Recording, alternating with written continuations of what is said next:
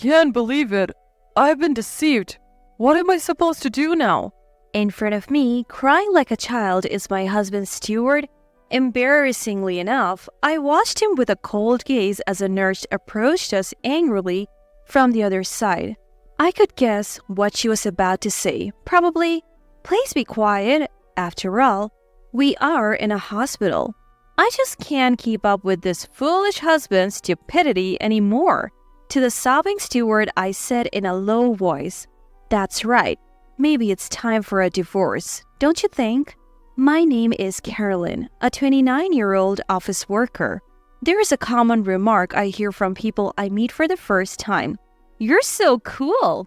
I am 5 feet, 7 inches tall, quite tall for a woman. And these narrow eyes of mine back in school led to whispers of, "Are you angry?" or "You're kind of scary."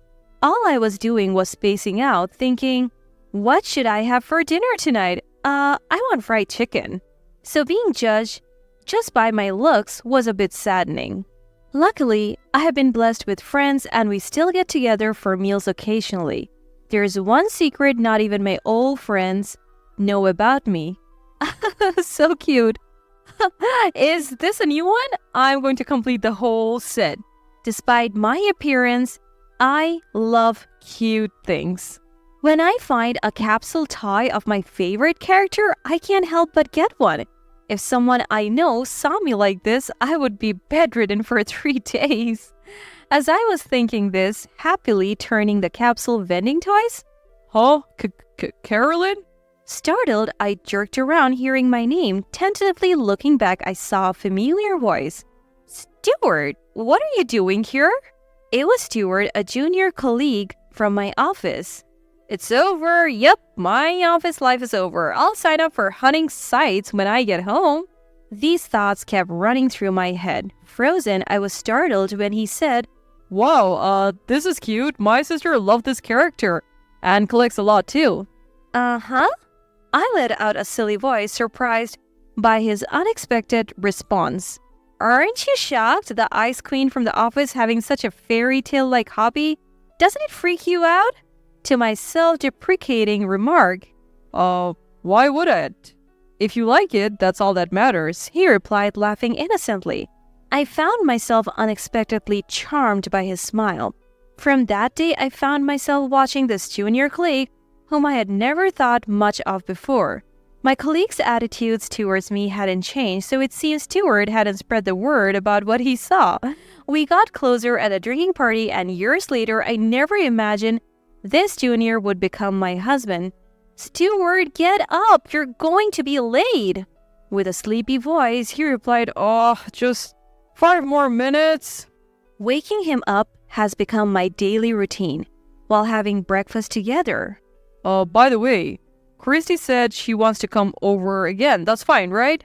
My husband Stewart asked me, looking pleased. On the contrary, I couldn't help but frown. Christy, Stewart's sister, is 6 years younger than me. I've seen people with mother complexes and father complexes, but after marrying Stewart, I encountered someone with a sister complex and brother complex for the first time. "Stewart getting married is awful. I will never accept someone like her."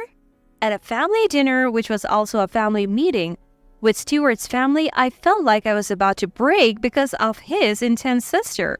Stewart's parents then said to her, "Christy, you're old enough. It's time to stop clinging to your brother." As I watched Stewart's father, Elliot, and Christy argue, and I was getting uncomfortable. "I'm sorry, Carolyn." Stewart's mother, Isabella, spoke to me in a kind voice. Both of Stewart's parents worked, and it seems Stewart and Christy felt lonely when they were young because of it. I'm an only child, so I don't fully understand, but I thought to myself, is this what siblings love is? However, even after getting married, Christy's antics didn't stop and later escalated into an unbelievable situation. "Stewart, I came to visit. Oh, Carolyn, you're here too?" Like this, she began visiting our newlywed home almost every weekend. It wouldn't bother me if she just came to visit, but Christy completely ignored me. "Stewart, I want this, please." Her whining to her real butter made me feel slightly sick. And Stewart, he found Christy just too cute and completely spoiled her. Right after we got married, Stuart secretly bought her a $200 stuffed toy, which I found out about later. That's when I decided to put him on an allowance in anger. Despite telling Christy this, she shamelessly continued to ask Stuart for things I already disliked and couldn't stand her. It seemed the feeling was mutual. Whenever Stuart apologetically said no to Christy, she glared at me and I glared back with my sharp eyes. It seemed to scare her a bit, and I honestly felt a bit satisfied seeing her slightly frightened face. But then, a few months later, Christy did something unforgivable. While cleaning my room, I felt something was off. Even after marriage, I continued collecting items within my allowance.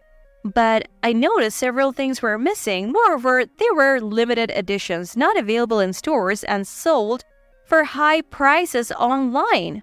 It wasn't about the price. They were my treasures, my emotional anchors. Losing them was shocking enough. It's definitely her. She is the culprit. The next day, as usual, Christy came to visit. Hey Christy, don't you have something to say to me? As I glared at her, Stuart quickly said, See, that's why you two can't get along, because Caroline scares you. What a foolish thing to say. The day before, I had talked to Stuart. Hey, I think Christy is taking my collectibles? To my words, Stuart started laughing. What's funny about that? I wondered. Christy wouldn't do that. Did you search? Well, maybe you just think that way because you dislike her? Such a ridiculous thing to say. Doesn't Stuart even consider doubting his sister? Talking to this man is pointless. I simply felt that. Christy, have you been touching my things and taking them home? I don't know anything about that, Caroline. That's mean of you. Christy faked crying and Stuart comforted her, asking if she was okay. What am I even witnessing? In front of this situation, I already started regretting marrying Stuart. It's easy to see through fake crying, but my foolish husband always gets to see it like this. With a sigh, I blurted out one sentence. Then let's call the police. If you don't know anything, it must mean a burglar broke in, right? As I said that, I took out my mobile phone. Then, what do you know? The very Christy who had been fake sobbing until just now. What? The police? Are you serious? Are you crazy? Where did her usual cutesy act go? I almost laughed, but her reaction made it clear she was guilty. Why are you panicking so much? Do you have a problem with the police being called? At my words, Christy went completely silent. Even Stuart seemed to realize something was off, looking at Christy with an indescribable expression. It was, yes, I can't hear you. I was so irritated with Christy's quiet voice that I couldn't help but raise my voice. I sold them. Her words made me feel dizzy. Some of the items were brought by me, but others were gifts from my parents who knew how much I loved them. Every one of them had sentimental value to me. That weekend, a discussion was held at my in-laws' house involving father-in-law Elliot and mother-in-law Isabella. I had briefly explained the situation, so Elliot and Isabella were already glaring at Christy with anger. Moreover, it was revealed that Christy, who still lived at home, had been lying about going out with friends every weekend and had been coming to our house instead. She said she did it because she thought Elliot and Isabella would be annoyed if she told them the truth. If you thought so, then don't come in the first place. That's what I felt. What have you done? Elliot was furious. Then Christy said something unbelievable. It's not my fault. Stuart always did everything I asked before we got married. He bought me anything I wanted. The person in front of me might as well have been an alien. That's how incomprehensible her words were to me. That's enough. Just compensate me for what you sold. And if this kind of relationship is going to continue, I can't live with Stuart anymore, I said, looking straight at Elliot and Isabella. Stuart was shocked to hear that, obviously not expecting such words. Really? How can you make that face in this situation? Are you okay in the head? That's what I thought, as the situation was definitely a reason for divorce. Since dating Stuart, I knew he was close to Christy. I had dates cancelled because my sister seems sick. I'm going to visit home, he would say. I could only wish her well, and until that dinner, I had never met Christy. continuing this marriage after such a sad experience was unthinkable for me. I had to laugh at the fact that we had been married for only about half a year. I didn't go to the police out of consideration for Stuart's and Elliot's and Isabella's apologies. Eventually, Christy was completely cut off by Elliot and Isabella. They agreed to pay for what she sold in exchange for severing ties with her. Stuart, as usual, "Stuart, help me, convince Stuart." She came crying to him. But the revelation that Christy, whom he adored, had been stealing seemed to shock Stuart greatly, and he also chose to cut ties with her. Since then, I have moved back to my parents' house, living separately from Stuart. My parents said to me, "Carolyn, we support whatever path you choose, but no matter the outcome, we are here to support you." Feeling both happy and pitiful at the same time, I faced a reality I couldn't escape from. I had to see Stuart at work every day. At time, I interacted with Stuart as usual. Only after this mess did I start to regret our office romance. I'd only told a few close colleagues about our separation. My closest colleague, Sally, wasn't doing well with her husband either, and we often went out for dinner after work, venting about our husbands. "But maybe you'll get divorced. But it seems like Stuart is remorseful and he cut ties with his sister, right? Why not try talking again?" Sally said with a kind smile.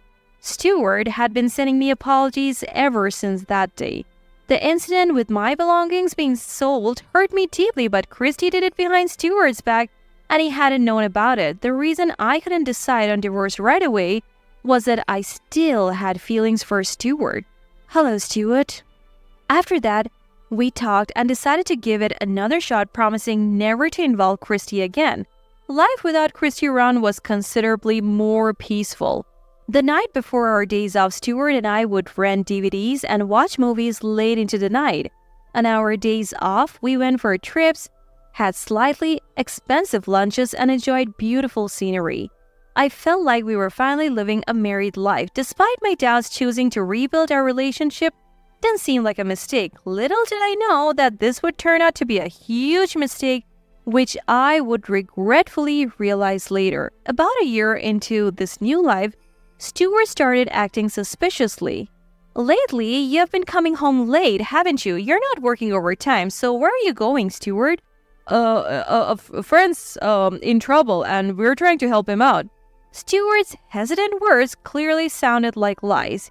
He used to leave work with me, but recently, he's been telling me to go home first. I thought maybe overtime, but he didn't seem busy, and he was late every day. After sister complex, now cheating? How much more can I be underestimated? I had endured a lot, but it seemed I wasn't patient enough to keep trusting Stuart. I vowed to deal with this thoroughly. Then one day, after about 2 weeks of this, I was struck by such severe stomach pain I couldn't get up. Noticing my distress, Carolyn, what's wrong? Did you eat too much?" Stuart asked. Talking to him only made my stomach hurt more. "I'm fine, just go to work," I managed to say to Stuart. "I'll be late tonight too, because of that friend. I'll be going now." Even in front of his suffering wife, he blatantly declared his cheating intentions. The pain was so severe, I considered calling an ambulance, but after lying down for a while, it eased. I called in sick at work and headed to the hospital. You have acute gastritis. We would like to run some tests, so please stay overnight. You can go home tomorrow." The doctor said indifferently. Holding my aching stomach, I responded with a weak, "Okay." I tried calling Stuart to inform him, but he didn't answer. After several attempts, he abruptly said, "What? I'm busy and can't talk right now. I'm driving, so I'm hanging up." He hung up one-sidedly. As I wondered what was wrong with him, a man nearly knocked me over as he sped past. "That was close." "Huh? What?" I couldn't hide my surprise at the person. Eventually, I simply messaged Stuart. "Staying at a friend's, we'll be back tomorrow," and returned home the next day as if nothing had happened. Fortunately, there were no other issues with my health. It was gastritis caused by stress. I was reminded of how the body can be honest even in times like this. A few days later, I went to a certain place. After a short wait, a man and a woman chatting amiably walked towards me. The man seemed to notice me and had an awkward look on his face. Carolyn? Why are you here? In front of me was my husband Stuart, and next to Stuart, "Are you here to bother us again, Carolyn?" Christy speaking to me with a smug look. That day at the hospital, I saw Stuart talking to a nurse who said, "Your sister's baby is about to be born." In Christy's arm was a sleeping, adorable baby. Ignoring Christy, I questioned Stuart. "Weren't you supposed to have cut ties with her?" To my question, It's not what it looks like. Please listen. Christy is a poor girl.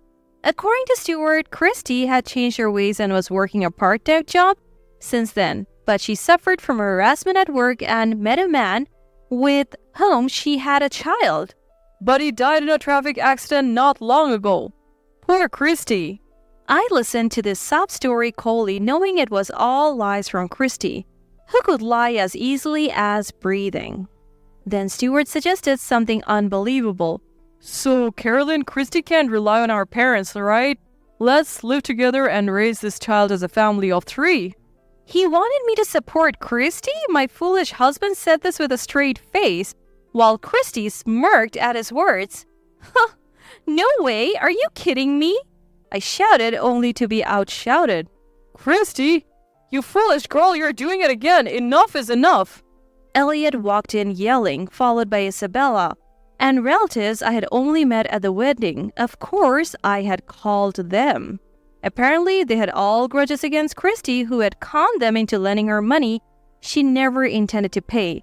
Of course, Christy had no intention of paying the money back.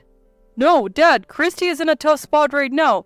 Let's not be stubborn and forgive her. Stuart said such things. To Stuart, I told a story. Sally's husband registered on a dating app out of curiosity. At my sudden change of topic, Stuart, irritated, said, That's not relevant now. Have you lost your mind? I know him.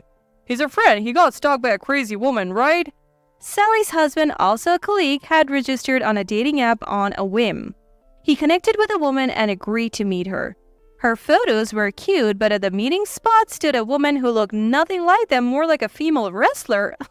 He couldn't escape, had one meal with her, and then blocked her. Months later, this woman appeared in front of Sally and her husband. "I'm pregnant with your child, take responsibility!" Yelling. What followed was a scene.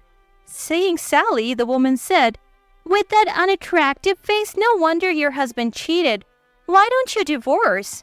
Knowing he was married, Sally could only think this woman was crazy. Eventually, Sally and her husband divorced. There are some crazy women out there. I would like to see her face, Stuart said, nodding. I couldn't help but laugh. "Oh, she's right there, next to you." Perhaps realizing from the flow of the conversation, Christy was glaring at me with an incredible expression. Oh, you mean? Stuart looked pale next to her. Realizing he had been deceived by Christy, Stuart collapsed to his knee. Christy looked at him, clicked her tongue, and said, "Stuart is as useless as ever, controlled by a woman who's not even that pretty. Ridiculous." To which I responded, "Ever looked in a mirror? Want me to lend you one?" I taunted Christy with a sneer. "Huh, I'm cute though." She interpreted things in her favor and started crying, demanding an apology from me.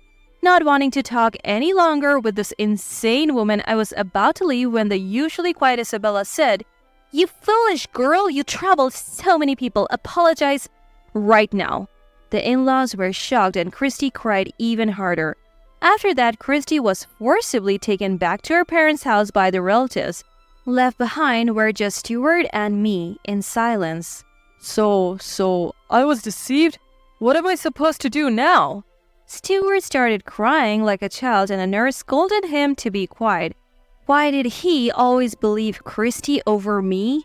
I felt maybe Stuart never really saw me as family. I cursed myself for choosing to rebuild our marriage, but that's all over now. Maybe it's time for a divorce, right? I said quietly to Stuart and left him crying in the hospital. After our divorce, we inevitably had to see each other at work. It bothered me until Stuart was chosen for a transfer to a remote branch. No one wanted to go there, and Stewart had been a candidate for a while due to his prior performance. He volunteered for the transfer after our divorce. Stewart probably enjoyed being needed by Christy but went too far. Learning that Christy had always ridiculed him, he finally woke up, but it was too late. Let him regret it. As for Christy, she genuinely cares for her child, and under the strict watch of ex-Elliot and Isabella and their relatives, she focused on parenting. Once the child rearing settles, she'll work at a relative shop to repay her debts. The child's father is supposedly someone she met on an app. I can't help but feel sorry for the ex-Elliot and Isabella, who are too soft on their daughter, but the child is innocent. I hope the child grows up healthy. They're no longer my concern. Please feel free to do the rest. After the divorce, my colleagues treated me like a fragile object, the same as Sally, so we both quit. We boldly started an online shop selling cute goods, which hit off surprisingly well. Last month, I earned more than my corporate salary, and we're hiring another staff next month. Reconnecting with old friends over dinner, they asked, "Why did you ever hide your love for cute things we all knew since school days?" My friend looked at me with strange looks, and my face turned bright red. I vowed to be a woman who openly loves what she loves without hiding or lacking confidence.